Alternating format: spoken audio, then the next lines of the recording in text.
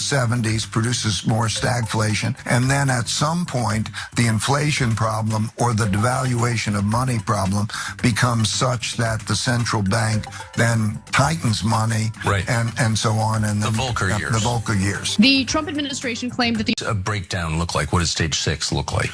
Well, from the monetary point of view, it is that they're efficient to meet the supply. You are seeing a movement by central banks and countries to hold gold as an alternative reserve currency. One of them is, like, if the United States government... Think about what happened after 1971. The United States and the gold standard, the dollar was no longer backed by gold. And suddenly money becomes something that could be expanded for more easily through the 1917 inflation. Such growth slowed, and the country entered what economists call stagflation. Price rose, jobs stagnate, and confidence weakened. Eventually, the Federal Reserve was forced to slam on the brakes. Interest rates skyrocketed in the early 1980s under the Fitch-Chappell Walker, triggering a painful decision but crushing inflation.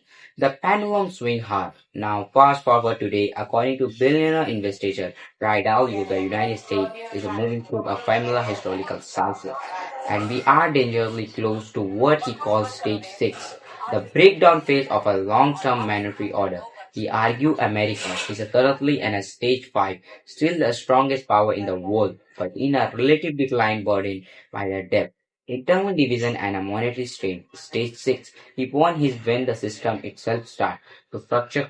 What does the first structure look like?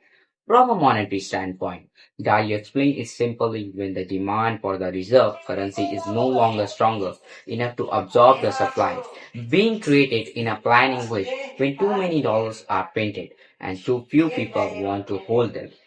That imbalance forced painfully adjustment around the world.